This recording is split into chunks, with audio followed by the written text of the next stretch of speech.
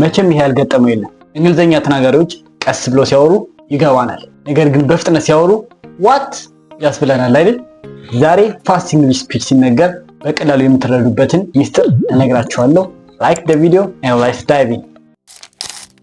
የመጀመሪያው ሚስጥር words connect together፣ ቃላቶች አንድ ላይ ይያዛሉ። ለምሳሌ I want to eat ማለት አይፈልጉም እነሱ። I wanna eat ይላሉ። Another example I want to go አይሉም። I wanna go መተኛት እፈልጋለሁ። I want to sleep አይሉም። I wanna sleep።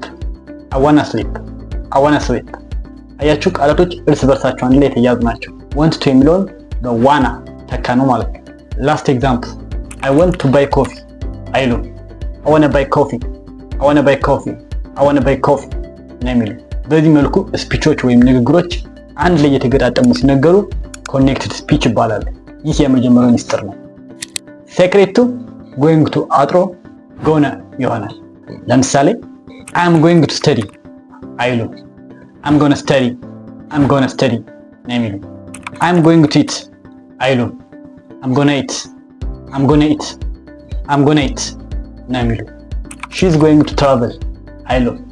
She's gonna travel። We are going to watch movie we're gonna watch movie interesting። አያችሁ እንደዚህ ያደርጋችሁ ኢንፎርማል ይባላል ወይም ካዡዋል የሆኑ ንግግሮች ናቸው።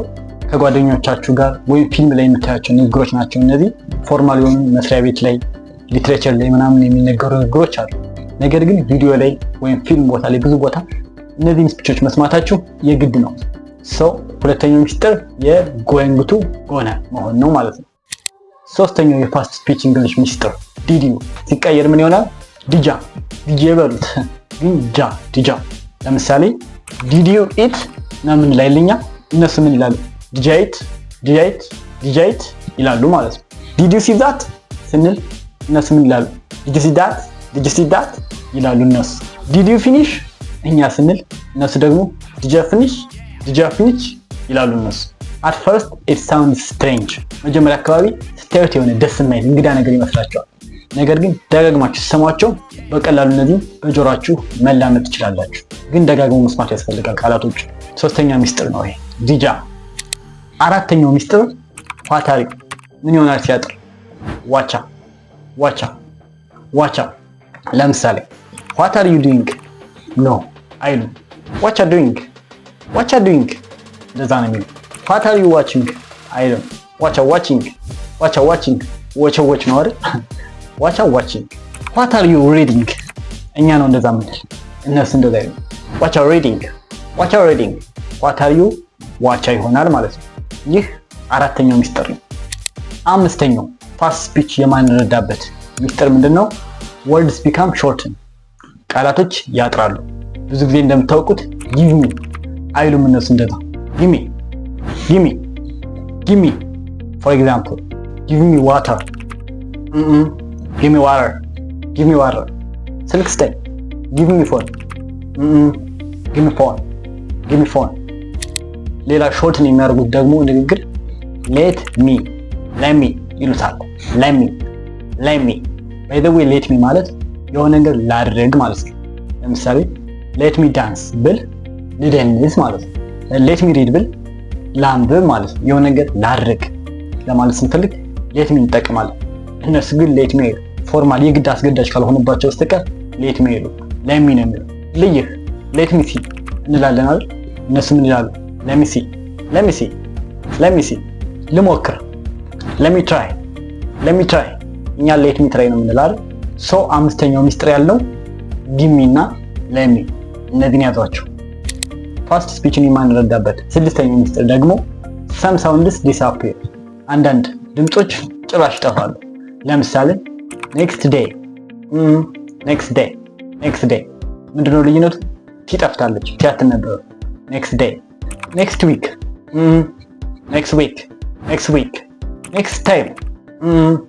next time ዲሳፒር የሆነችው ሳውንድ ማናት? ትጠፍታለች። ሰባተኛው ሴክሬት፣ እነዚህን አውቃችኋቸውም ግን አንዳንድ ጊዜ ደግሞ ሊፈጥኑባችሁ ይችላል። በዛ ሰዓት ምን አይነት ሲስተም ትጠቀማላችሁ?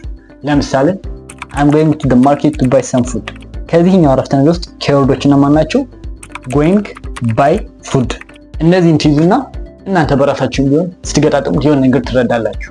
ባትሰሟቸውም እኮ አእምሯችሁ የሆነ የሚረዳው ነገር አለ፣ ራሱ ይገጣጥምላችኋል። ሌላ ምሳሌ she's studying English at the university። በዚህ አረፍተ ነገር ውስጥ ኬወርድ የሚባሉት እነማን ናቸው? study English university። ታጠናለች ምንድን እንግሊዘኛ የት ዩኒቨርሲቲ።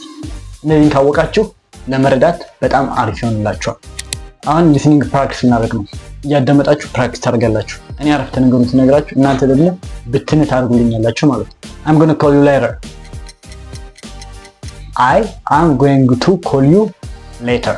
በኋላ እደውልልሃለሁ ማለት ነው። What are you doing? What are you doing ማለት ነው።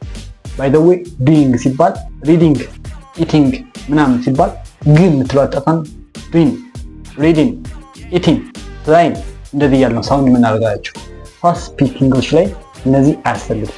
ግን ነገር አጥፍ give me a minute give me a minute ደቂቃ ስጠኝ ማለት ነው። ልጃ ሲባል did you see that።